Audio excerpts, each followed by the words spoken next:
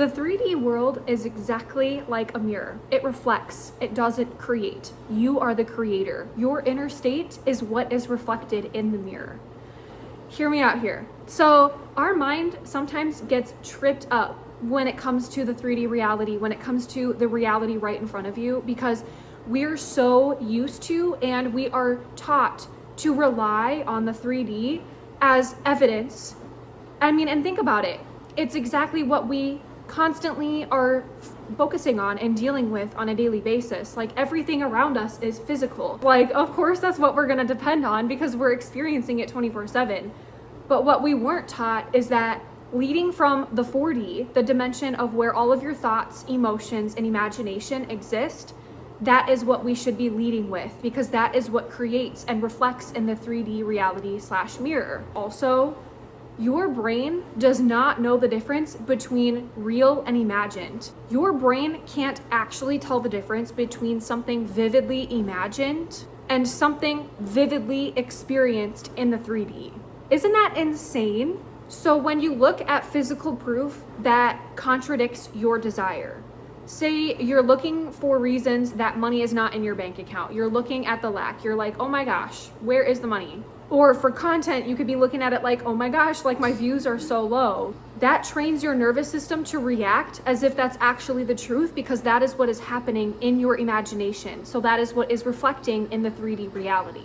Congratulations, you have trained your reticular activating system to look for those things, because your reticular activating system is essentially the filtering mechanism in your brain that is constantly filtering what matches your current self-concept. So it's not reality being real, it's your focus being recycled over and over and over again. The more that you focus on the 3D and the more that you validate it and constantly replay your old stories in your head, or constantly look to the 3D for validation, like if your views are low or your bank account is low and you're looking at that and you're repeating it in your head, you're just reviving that identity and that reality over and over and over again.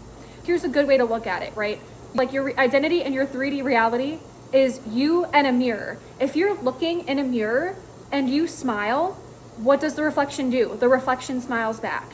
If you are standing in front of a mirror and you frown, what is the reflection gonna do? It's gonna frown back. So many of us get caught up in forgetting that we are the ones reacting first. We are the ones, or not reacting, but we are the ones choosing first. We are the ones creating the reaction first before it actually reflects in the mirror. We forget that, like, we are the ones controlling the situation.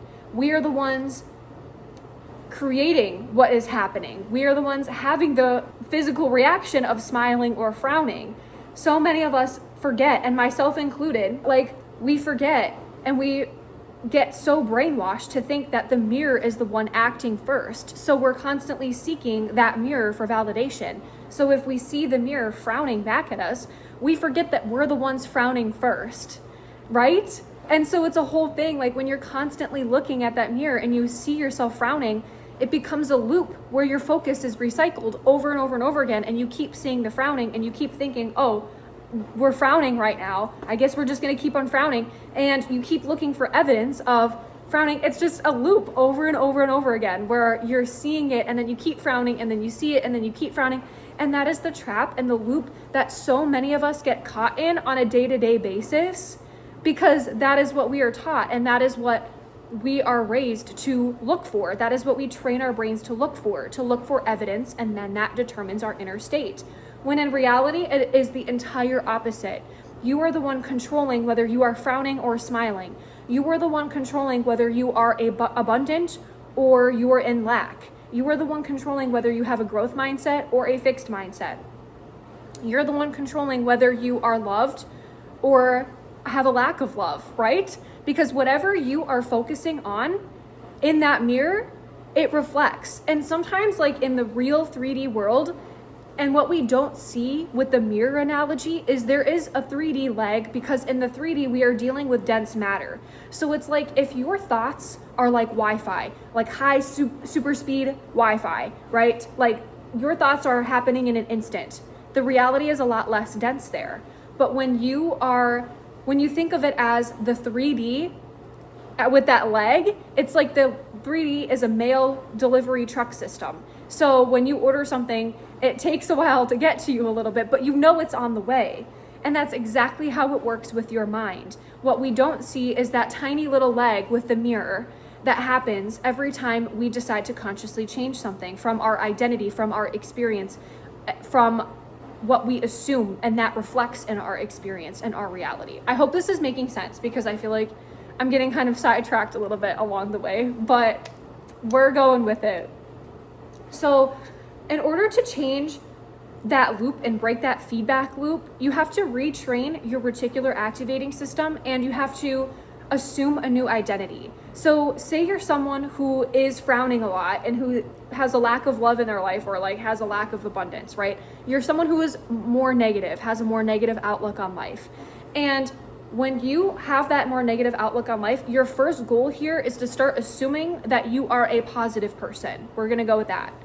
And with that, to start seeing yourself as a positive person, you're gonna have to start training your reticular activating system, that filter in your brain, to start looking for evidence of why you are positive. So in moments where you are feeling negative, you're gonna wanna shift and be like, oh, I'm not negative anymore. I'm positive now. I forgot, I'm positive. And then look for evidence of why that is what it is, of why you are positive now. Sometimes it helps to keep an evidence tracker. I mean, this always helps. It just is in regards to building that habit of having that evidence tracker, because sometimes it takes a little longer when you don't have that evidence tracker, because when you have a moment of where you slip up, because it inevitably happens, like when you get in that spiral where you feel negative again, it sometimes happens where when you don't have that evidence tracker that you can't look at, or you know you don't have a log, sometimes your mind has a harder time coping and making up for that and finding new evidence of how you're positive in that moment, because you're focusing on the negative, if that makes sense. You're focusing on the lack in that moment.